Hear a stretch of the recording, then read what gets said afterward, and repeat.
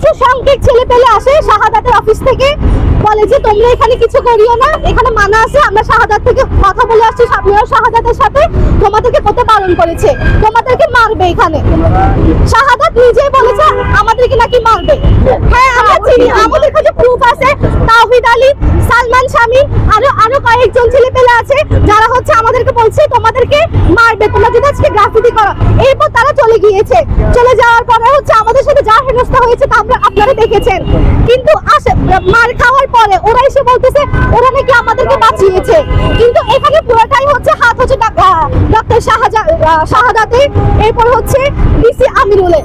আমরা এটা সুষ্ঠু তদন্ত চাই। এরপর হচ্ছে আমাদের যে সাইবার বুলিং হচ্ছে ছাত্রদল আর ছাত্রলীগ, এই দুইটার বিরুদ্ধে হচ্ছে আমরা বিচার চাই। এরপর ছাত্রদলের এই যে সভাপতি জমির, তাকে আমরা হচ্ছে বহিষ্কার চাই, এটাই আমাদের দাবি।